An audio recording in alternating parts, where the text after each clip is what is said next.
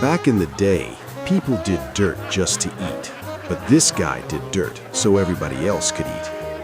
America banned booze and basically told a thief, while you're at it, change the lock on the safe too. People were hunting liquor. Cops were hunting reward money.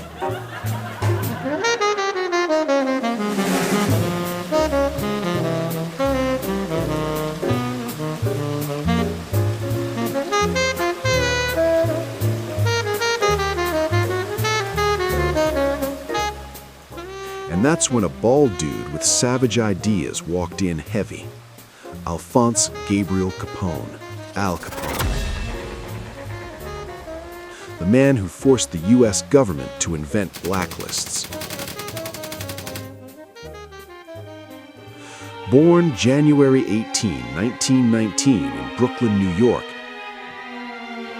Italian parents on both sides, a barber dad and a sweet, religious, hard-headed mom who tried real hard to raise him right.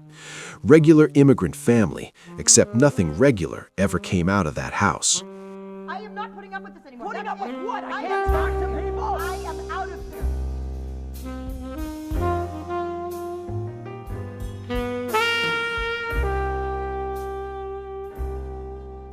Clean face, a smile that didn't match the room, hands made for two things only, pulling triggers or signing checks.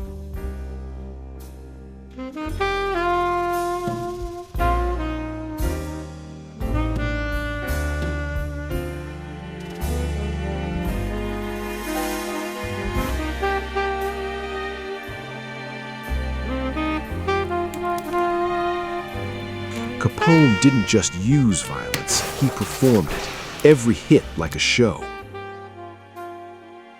The plan was simple. Start with bootleg liquor, then buy everything that breathes. Tax guys, cops, judges. Liquor stopped being illegal and turned into a family business with Capone as the CEO.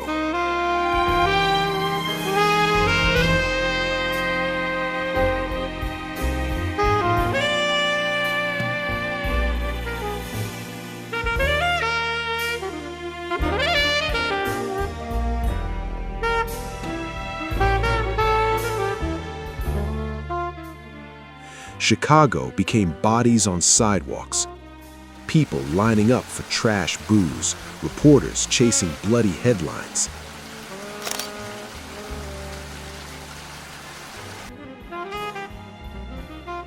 This nice kid with zero discipline, after wilding out in New York and earning the name Scarface, rolled into Chicago like he was shopping for dirt for his own grave.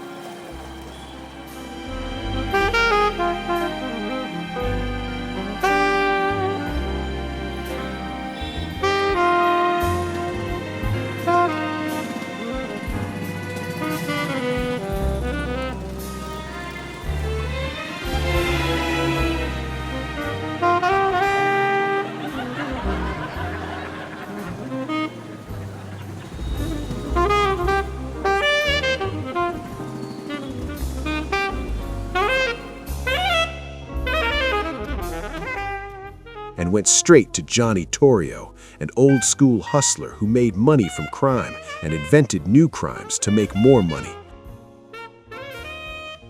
Torrio looked at Capone and thought, this kid needs to be strapped to a whiskey truck. Let him cook, let him sell, let him burn. Capone said yes, because when money's in the air, some noses turn sharper than wolves. When the government said no booze, no buzz, no fun, Capone flipped the table and walked off with it. People wanted a drop. He gave them an ocean.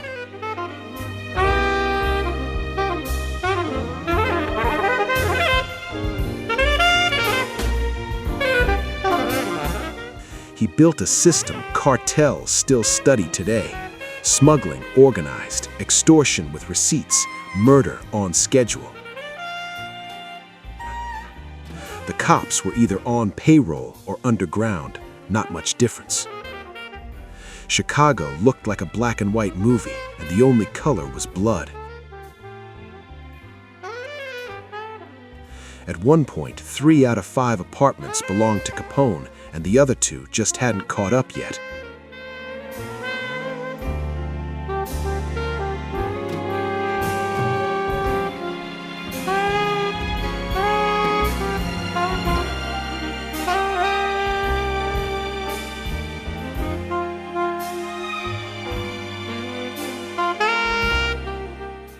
He wore suits, flowers on his lapel, smiled in court because judges were cheaper than cops.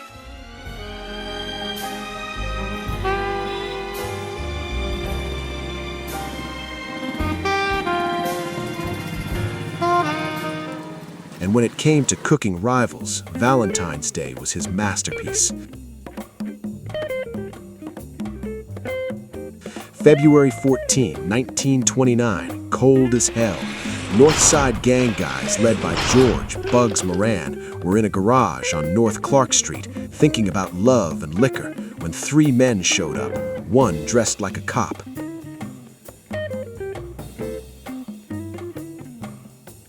They thought it was routine police bullshit, stayed calm, lined up against the wall, and caught nothing but bullets. Chicago PD never sent anyone. It was a setup, a trap for Big George.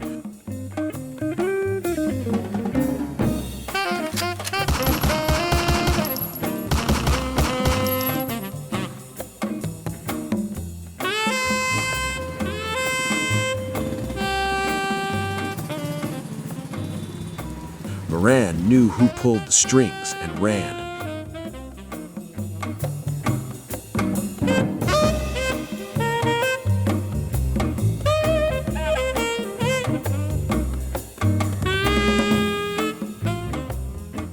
Same Moran who once ordered a hit on Johnny Torrio, a hit that failed, sending Torrio back to Sicily and leaving the throne to his meanest student, Al Capone.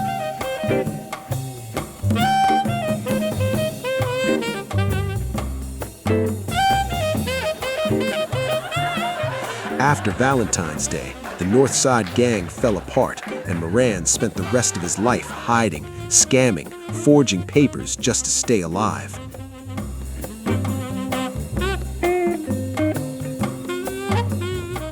After that, nobody joked about Capone, and if you wanted to laugh about him, you'd better write your will first. Capone erased rivals without the feds even noticing, because when Capone killed, witnesses weren't a thing. The real joke is this: bodies stacked high, laws broken nationwide, government embarrassed, and what got him wasn't bullets or a shootout, but taxes, paperwork. One tax form knocked him out. His enemy wasn't a judge, it was the United States. They sent him to Alcatraz, a place where sound dies, but thoughts go crazy. Syphilis ate his brain until he couldn't tell if the stain on his pants was coffee or a memory from Valentine's Day.